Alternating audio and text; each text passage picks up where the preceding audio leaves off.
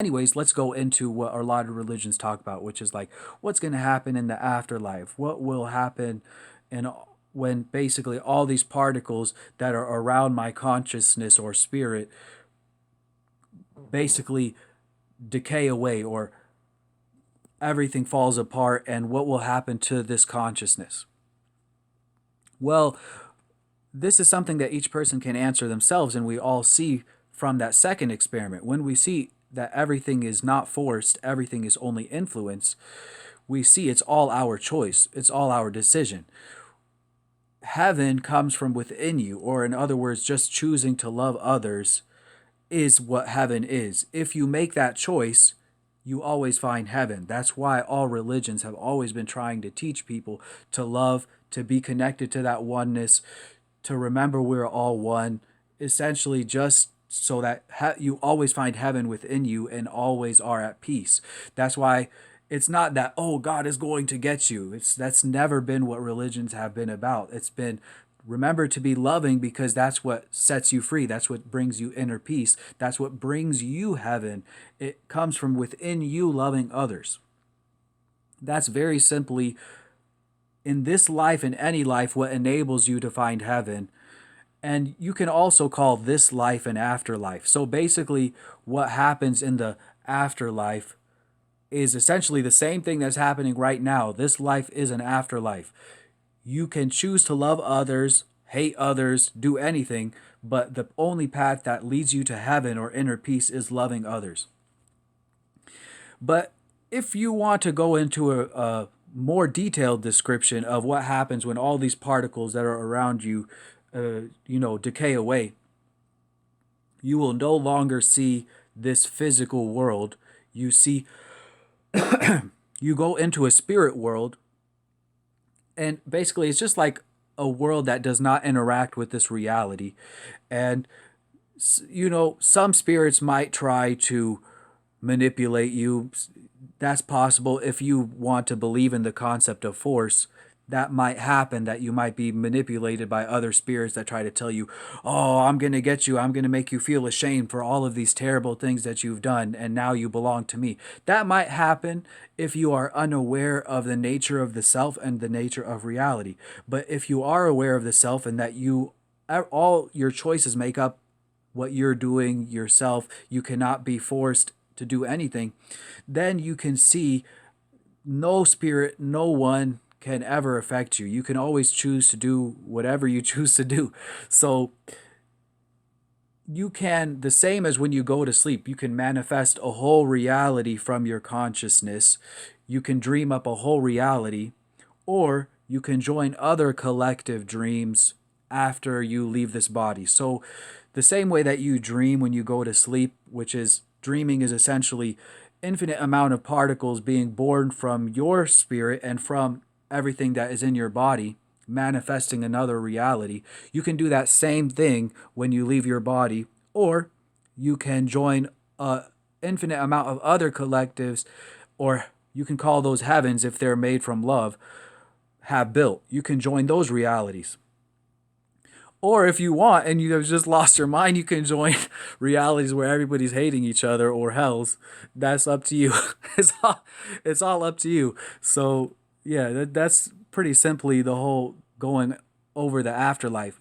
And then there's people that also might want to be like that, have, really unfortunately gotten confused by a lot of religions, and be like, oh, what about the concept of the devil or Satan, and all of these concepts that people want to believe that there is somebody that's going to get them. If you want to believe that, you can, but it's really silly. Like, it's very, of course it's silly, especially if you want to look into the definition of the word, where the word devil or Satan came from. It just means a person that is behaving in a really messed up way. Even the word dev, if you look into Sanskrit origins, it's just the word dev actually is just describing a spirit. So, or the word Satan has Arabic origins in shaitan, which just means someone, again, that's being messed up. So there has never been really a concept that is trying to describe this one person, other than things that have been made up to manipulate people. Like the words that people mostly use are to describe someone behaving messed up, and there's many people that will be like devils or Satans or people that are behaving messed up. But if you want to believe that there is this one that is like overwatching infinite reality and infinite things that are being created as we speak, you can believe that, but it's just nonsense. Like you can believe whatever you choose to believe. But if you want to believe that someone can manipulate you and do all these things, you're going to open yourself up to manipulation, and in what you would call the afterlife, open yourself up to someone or any spirit that just wants to pretend to be this vision of what also many have with racism said, oh, this is what the person that's out to get me looks like. People have said, white people are the devil or black people. It's all really, a lot of these concepts have come out of racism also, because it's just we have these bodies that are on these survivalistic loops, and out of a lot of these survivalistic drives, we've had people fearing that something is out to get us. When if we really try to understand the nature of reality, we see we're all one, we're all spirits, and there's such an infinite, vast cosmos. No one can be overviewing the entirety of reality except for a oneness or God that is within all things. So for anybody to want to believe there is someone that is any different than anyone else, that is all powerful over everyone else, even close to this oneness or God, you're believing something that's going to really affect you negatively, because that will put you in a bubble that is so far away from reality. There is nothing that is even close to that oneness or close to God that is different than anyone else. We are the ones that are creating this concept of the devil. We are the ones that are the devils or the angels. We are all the same. There is no one that is any different than anyone else. So if you want to believe that, you can. But that's what religions and many things have made up to manipulate people to go to church and to manipulate people to do all these type of things. But again, you can believe that concept if you want, but you're just opening yourself up to manipulation if you want to believe that concept. And that's why I just really critically wanted to go over that. Also, if you, again, want to go talk about how racism really went into that concept of talking about the devil, there are many that have talked about aliens. This might be a little bit too out there for many, but before we had the conception of other planets and other life forms, many times people will do drawings of the devil that look like reptiles, or what many people have experienced as reptilian. So a lot of times you could have just that survivalistic instinct that make someone think someone else is out there to get them. And then people will be like, oh, that's a devil, or that's, by definition of the word, someone that's out to get me. And each person can spiritually conduct the experiment or do their research to see, are there forms that have like reptile type of features? Are you going to be racist also and think that everyone with a specific form is going to be out to get you? Like, you can see that everyone, regardless what form we have collectively made, is going to behave differently. It's not possible that every single person is just they're dedicating their whole life being out to get you. Like, you can, again, believe whatever you want and just be on that loop of fear and survival.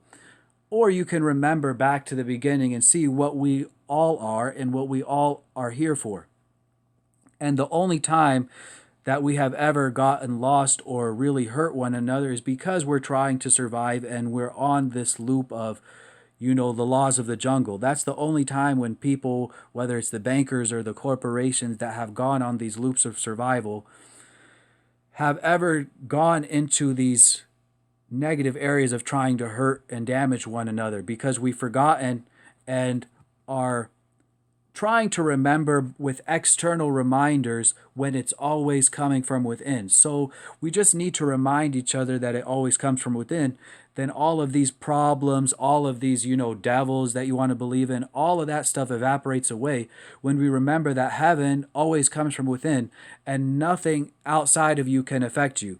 And truly, if you want to believe that there is the devil or there are all these things that can affect you, you are the one that becomes the devil. You are the one that becomes Satan or all of these things, because you become so paranoid. You're imagining all of these things are out to get you. You start to damage others as a result of all of those paranoias.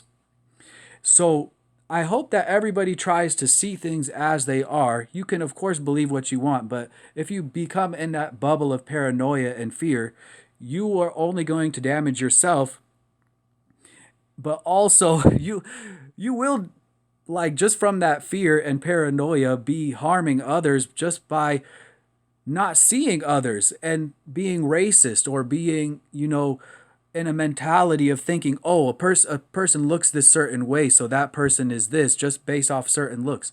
Like that itself is very damaging to reality.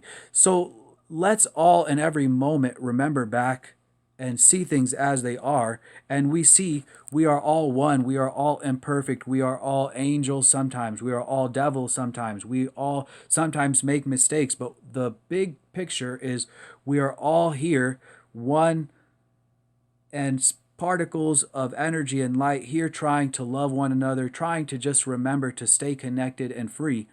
And that's it. It's as simple as that.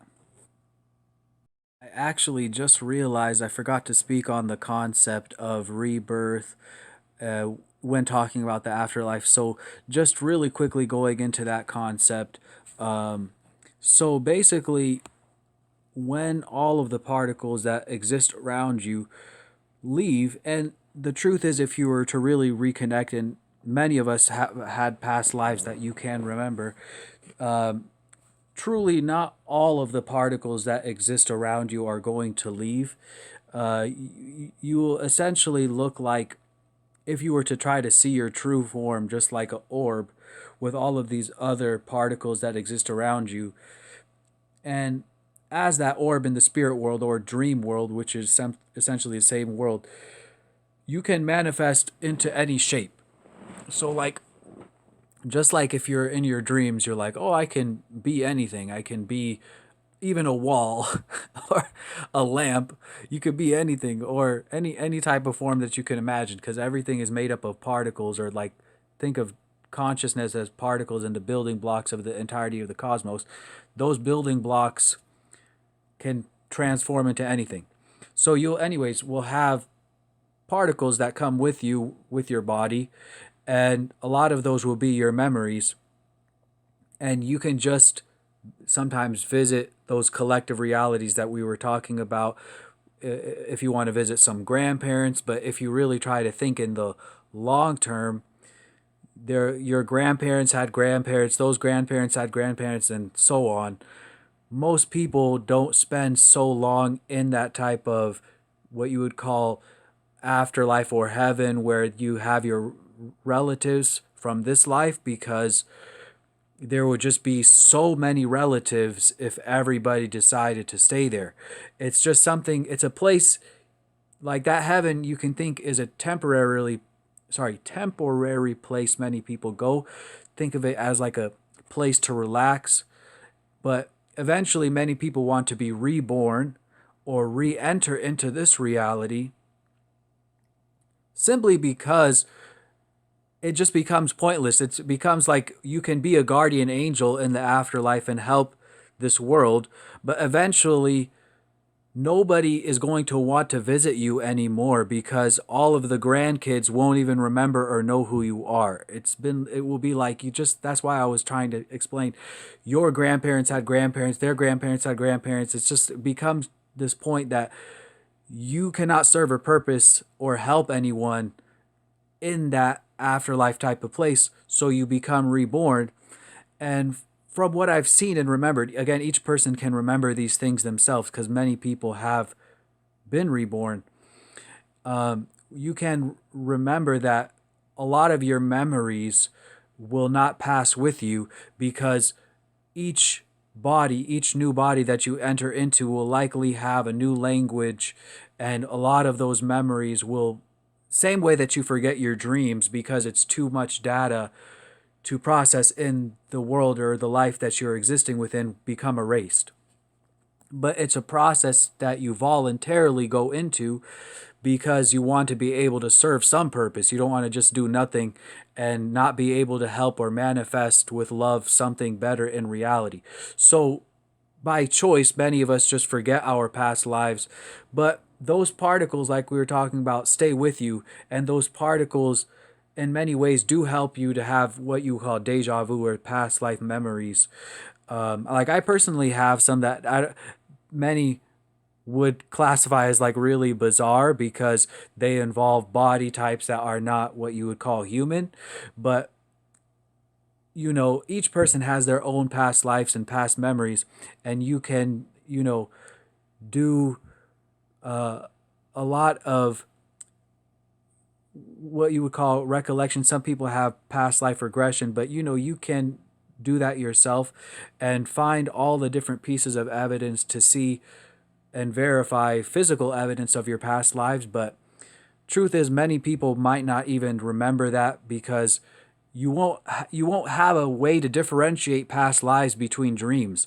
And it's just a lot of things that you cannot, for a lot of people's past lives, you cannot find evidence for because the whole of reality has transformed so much. It will be very hard to find physical evidence to verify your past lives. So because it becomes to this point that is in between imagination and reality, a lot of, when you like, for example, when you enter into a new body, it will push you to forget even the even if you have like super connections with those past lives. It will push you to forget that same way that your dreams are forgotten, because it can lead you into insanity and into not even seeing the world that's in front of you.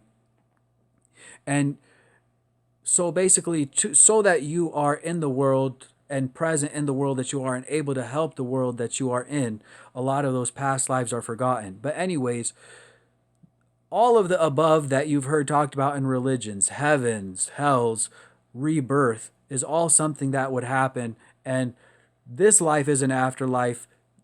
Every life is an every life is an afterlife. And you talk about like the before life is everything being one. So everything is just a process of constant construction, things becoming better and more loving, and we become reborn, everything trying to manifest the most loving world that we can. And many might question and be like, what if we don't want to be reborn? What if there's a way to make it so that if we remember who we are and we can share that message, that we live in a body that lives a much longer time and has the brain capacity to withstand many lives and many thousands of years. That is something that truly, if you connect, you see many worlds, realizing that there is a way to create that is by understanding our genetics, understanding how cells have, like how we have collectively created reality. And by understanding genetics, we can then start to transform our bodies and help our ancestors to be reborn into new bodies that can also withstand those past lives, so those past lives are not forgotten. But that requires a much further understanding of reality. And many, including myself, that have experienced extraterrestrials know that there are spirits that have already figured out how genetics work and have already been living in bodies, not just without bodies, in bodies for millions of years. So like, think of a human lifespan of 100 years. Think of someone that has figured out how to, extend the brain span, extend all of these things, and lives millions of years. We are barely awakening to the nature of the self and of reality. Those are spirits that have awakened to that way, way before, and figured out how genetics have formed, figured out how to extend lifespan, extend all of these things so that we do not become on these consumptionary cycles in order to remember, because in order to remember we've required so many resources that it becomes just very destructive. The process of remembering becomes so destructive that it becomes the most helpful thing that we can do to, if someone remembers, to make sure that spirit has some type of form to be able to spread that remembrance. Otherwise, it's a process of literally like consuming mountains worth of resources in order to be able to remember something, have the technology to be able to, you know, expand our vision and question all these different things in reality. So eventually, that whole cycle, when we become aware, it pretty much, you see this when you really reconnect to this oneness and connect to the cosmos. You see all planets, when any planet becomes aware of the nature of the self and of reality, that's when we start to learn about our genetics and start to transform our bodies into the most long living and also most brain expansive type of bodies that many people have shown when they experience aliens as like gray aliens, or like these type of body types that have really big heads essentially, or a brain spans that can can store many memories, and just basically be able to understand the nature of genetics and of so many different things, just basically storing a lot of memories and information to be able to spread this message across many planets also. Because once we realize this in this world, it becomes a process of loving others to share that message and to help other civilizations to grow. It becomes, so basically whoops, once we develop that awareness, once we develop that awareness of who we are and that we're here to love one another, we bring peace in this world. But then we realize there's other planets that are going through the same issues of, trying to manifest love, but then forgetting, not seeing. And so the process of loving others becomes not only just reminding each other, but then reminding each other on other planets, other places where that forgetfulness is happening. So, in essence, if we are to really, really look so far into the future, a lot of the forms that we've seen as alien and we call alien, that eventually is what we transform to in the future in order to try to help and continue our greater purpose of being able to love and help others. So, when we talk about afterlife, if we're really trying to look super far into the future, that's truly as far as you can look into the future if you want to transform or help your body to transform into the most helpful type of form that it can transform into. So that's pretty much it. And also definitely, if you don't want to transform into that, or don't want to help your body transform into that, you don't, that's of course not needed either, but it's just a process of doing what you feel is the most helpful thing. If you want to be in a cycle of rebirth, you can be in the cycle of rebirth. Or if you just want to go to a heaven and forget about all the other parts of reality, you could do that. But the truth is, no one really wants to do that, because you become in a bubble when you are only in a reality that you have created and you don't become a part of everything. So ultimately, all life does try to transform into the greatest form that is possible. And we just have good times, turning deserts into paradises and just spreading the message of love, living in love and spreading that message for infinity. So, that's pretty much, if you were trying to go into the afterlife, this is the afterlife, the next life is the afterlife, and you can spread that message of love and live in that message of love for infinity. It's all your choice. That's basically a summary if we go into the afterlife.